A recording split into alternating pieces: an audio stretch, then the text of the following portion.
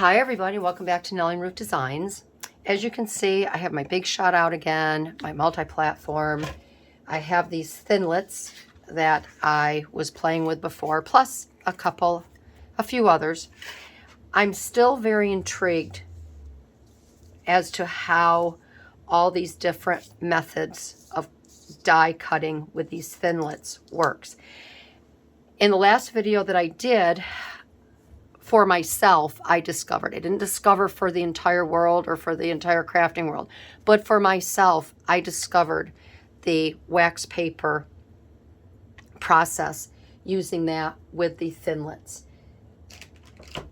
Didn't try to take credit for it. I was excited because I discovered something that I could use. I didn't know it was an old hack. So for all of you out there that, I know there was only a few that were upset that they said I tried to claim anything. No, I did not. I did not. I don't do that. I give credit where credit is due. I don't ever take credit for anything that I don't. Believe me, crafting has been around for years and years and years. There's nothing new I'm going to discover. It's only going to be discovered for myself. So, but there was so many wonderful, very kind and gentle comments out there to help me, and I appreciate all of them. I adore this crafting community, and a lot of you most of you, 99.9%, were so kind to me. And you also helped me with other ideas such as using bubble wrap, parchment paper, a metal plate, a metal adapter plate, which I did go out and buy. I just opened this up this afternoon and I want to try it. I've used it a couple times on some larger dies. The larger dies, here's one of them. It works really good with the larger dies. The jury is still out on how these intricate thinlits perform on this, and that's what I want to do with you tonight. And I've also, let's see, so there was parchment paper. There was a whole array of things, dryer sheets. The parchment paper did not work for me. The dryer sheets did not work for me. They may work on a larger die, but I'm only interested in these intricate thinlits. And there's a lot of gals out there that didn't know about this hack. They did not know about the wax paper. And many of you do have these dies, and you told me you were so frustrated that you gave up using them, that you just, I'm glad you didn't throw them away. I'm glad you just set them aside, because you can use them now using that wax paper technique. So what I want to do, I want to do a little, metal die, not a metal die, but a metal adapter plate versus the wax paper. So we're going to have a little challenge here. So again, this metal plate was recommended to me, and a lot of gals say this works really good for them. Again, it might be with larger dies. I did do a little research, and the dies that gals have used on here are larger dies. Large leaves with intricate design. One girl used, she's a card maker, so she used looked like 4x6, intricate, and to me, this is intricate. It's small and intricate. But she used a panel with flowers, and there was a lot of things that, were going on in that plate. It came out okay. She still had to use her weeder, and she had to use her little brush. Now, that's the other thing, because I don't want to tick anyone off, and I don't want to aggravate anybody, because it seems like I aggravate people out there with my tools that I use and other things. I will not go out and buy a tool if I'm not going to use it more than a dozen times. I have to use it pretty much on a regular basis. I want to thank everyone for telling me about the little, I call it a little wheel, that, you know what I'm talking about. It has a little handle, and you run it back and forth on your paper, and it takes out all the little intricate pieces, after you've cut it. I'm not going to spend money on that, because for the amount of time that I use these, I just don't want to have another tool hanging around that I'm not going to use, and it's going to go in a garage sale for 25 cents. So I found this toothbrush, and this is cat's meow. For me, and again, for me, this dried up old toothbrush that has been laying around forever. I found this in my drawer. This works just fine to use. So I will be using this. So if I aggravate you, if I have to use this, just fast forward, skip forward, mute me, do whatever. But I'm going to be using, if I have to, this old toothbrush. So I have 2 pieces of Tim Holtz paper here, and this came out of his Maps, Text, and Ledger stack. It's not Tim Holtz, sorry. Looks like Tim Holtz, but it's not Tim Holtz, my bad. So this is a thinner piece of paper. It doesn't give the weight of this paper on here, but this is like a scrap. It's more of a scrapbooking paper and not a cardstock. I'm finding also you cannot use heavy cardstock with these dies here. This is a little bit kind of like a cardstock. This is something I would use in my Cricut machine. This weight paper right here. These all came out just fine, but I'm going to use this regular scrapbooking paper.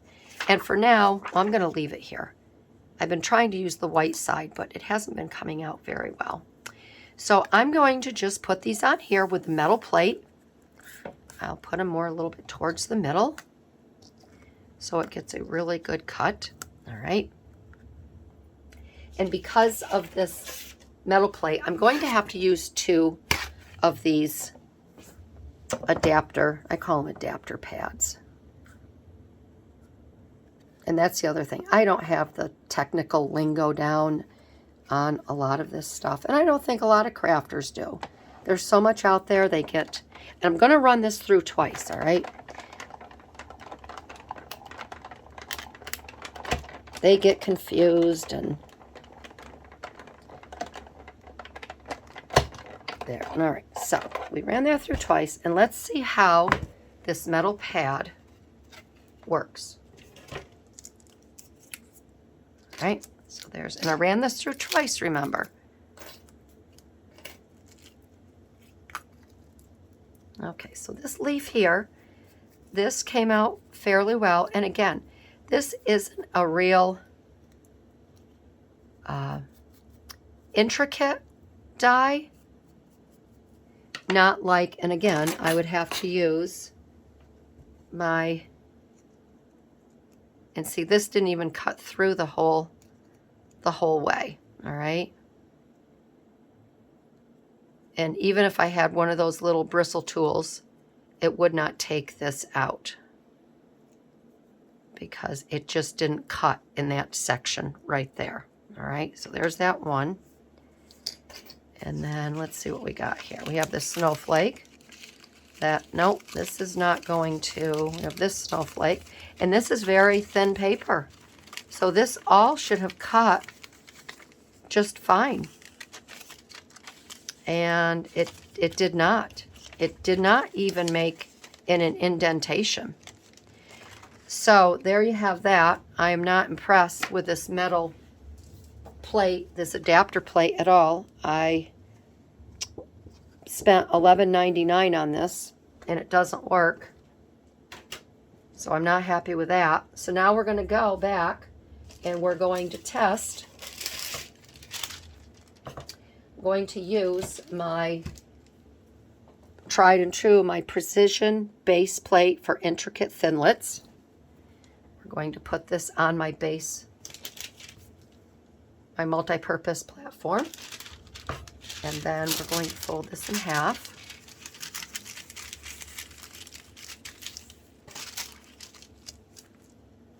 And I am really all into saving money when it comes to crafting and making things work common sense wise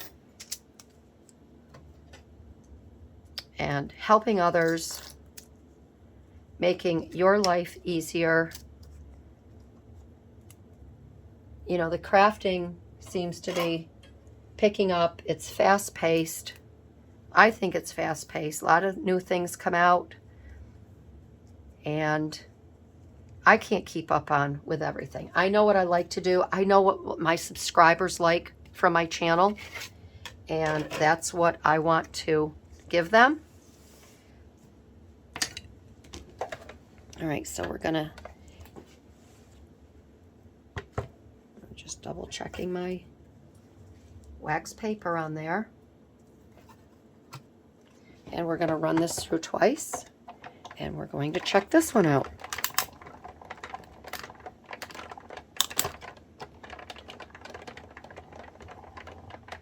And I think the wax paper is just gonna be, that's gonna be my go-to. I just have a feeling.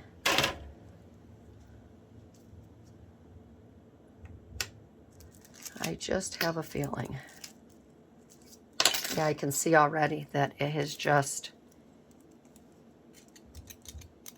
okay, this one just kind of stuck here to this, so we're going to take that up. And here's this leaf already. And this cut beautifully. And look at how well my toothbrush works. So here's the back side of it. You can see how lovely that cut. I'm going to put them here on the back, or on the black. So again, I think the wax paper is the cat's meow, and that is my go-to. And I'm going to return that. I got that plate on Amazon, and that's going back, because I am not going to keep something that doesn't work. Look at that. Beautiful. Here's this other snowflake. Look at that, just beautiful. Turn that one over, and now here's the true test. And it looks like these cut just wonderfully the way they should cut. And look at how that toothbrush works.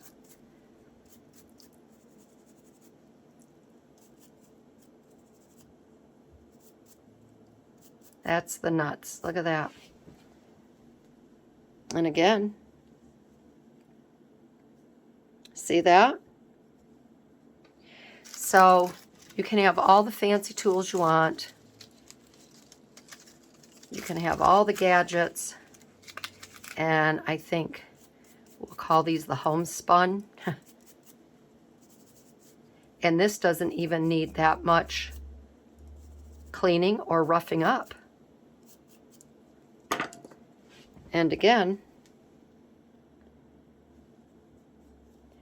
the wax paper definitely beats out, I'll call that a knockout. All right, so here you have it. Let's lower this down a little bit so you can see now. All right, so here are the, once again, the intricates.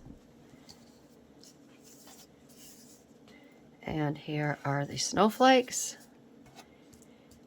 And again, no muss, no fuss. The wax paper definitely won out over this metal adapter mat here, which I will be sending back because I don't need that. And it doesn't work. It's very disappointing. And again, I think a lot of it has to do with you know, the paper that you use, the different pressures. But I think the tried and true every time that works wonderfully is the wax paper. So I want to thank everyone for joining me today. I hope that this little video helps you out once again. And if you are considering purchasing a metal adapter mat, that's up to you. I can't tell you yes or no. For me, it's a no. And I will continue using the wax paper because that just seems to be, that's 100% foolproof. And you get a wonderful image every time. So again, I want to thank all of my new subscribers that have joined and subscribed and have been here with me the last couple weeks. Thank you very much. To all of my subscribers that follow me, that are tried and true and faithful, thank you very much. And a big shout out to my patrons over on my Patreon who support me in another format. I appreciate you, and I will see you in my next video, and happy crafting, everybody. Bye-bye.